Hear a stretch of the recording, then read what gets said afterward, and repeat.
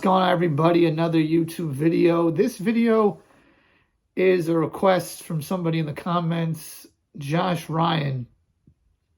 He asked me, was wondering if we can get your take on the Jake Paul versus Tommy Fury debacle. Do you think Fury chickened out? Who would win, and will it still happen?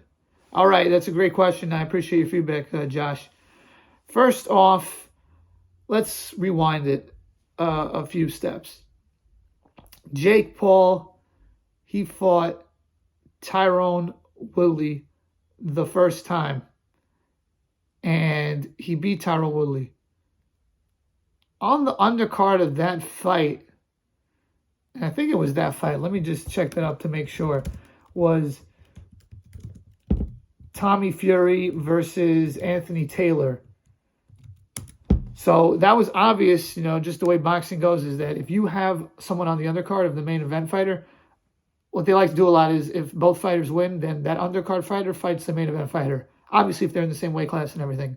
So that's what happened. Tommy Fury fought Anthony Taylor, beat him unanimous decision. So that was obvious course of action. The next fight was going to be Tommy Fury versus Jake Paul. If they both won, they both did win. So then they schedule the Tommy Fury-Jake Paul fight in Vegas in December of last year. And Tommy Fury pulls out of the fight with a rib injury. I know a lot of people, they're going to say, oh, well, it's fake. It's, he's pulling out because he's afraid. That is a possibility, but people do pull out of boxing matches because of injuries. That does happen often. And there have been great fighters that have pulled out of fights with that very same injury, with rib injuries. Mike Tyson pulled out of the fight versus Holyfield in 1991. He pulled out of the fight with Evander Holyfield because of a rib injury. Floyd Mayweather, he postponed the fight with Juan Manuel Marquez because of a rib injury. Deontay Wilder and Tyson Fury, the third fight. Deontay Wilder and Tyson Fury, they were supposed to fight in October of 2020.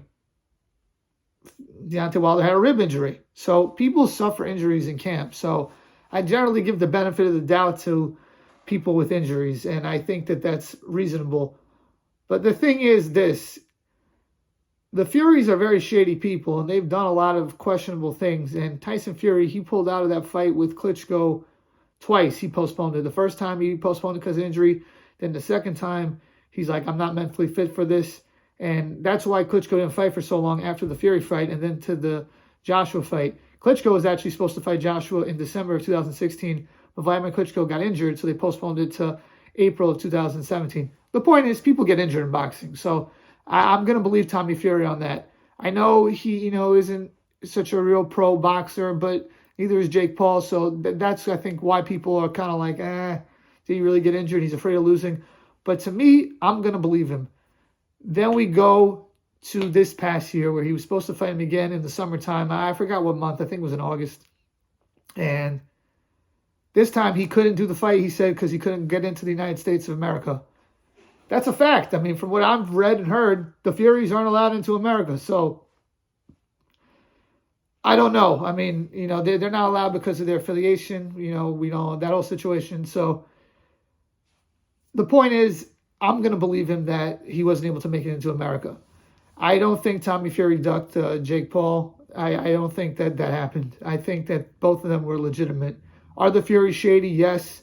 And do I think that it's possible? Yeah, I think it's possible. He was afraid of losing to Jake Paul, but I don't see it. And why would you take the fight and then pull out with the rib injury? The only question is, though, why would he take the fight originally, Tommy Fury, the second time, knowing that he's not going to be able to make it to America? So from that angle, I think not that he was ducking, but he was using Jake Paul's name for publicity.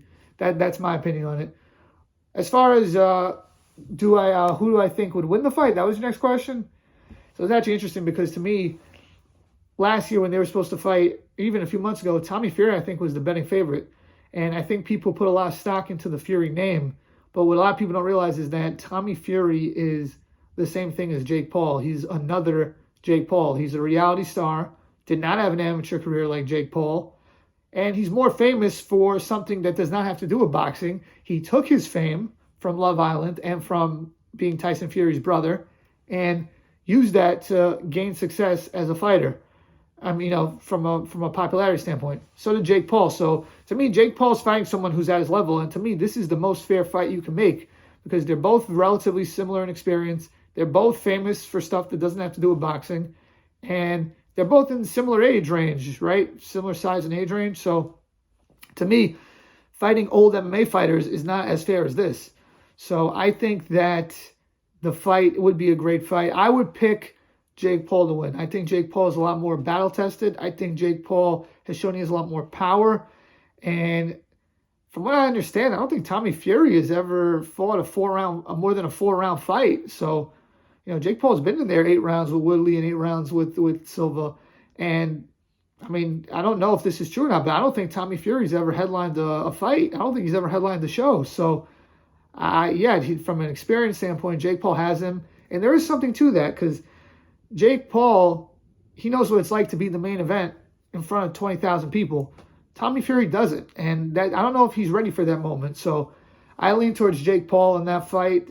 Probably he win a decision, but I think that's the best fight Jake Paul can make right now from a even standpoint, something like that. Do I think the fight will happen? That was your last question.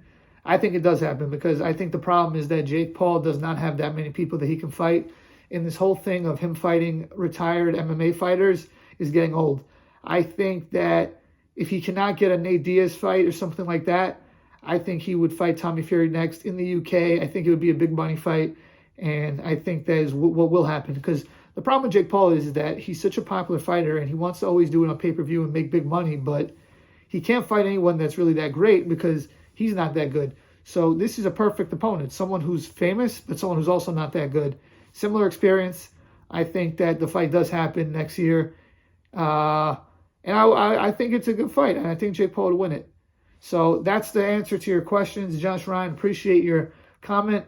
And if you have any other questions or anyone has any other questions about anything, please let me know, and I'll cover it. Please like, share, comment, and subscribe. Peace.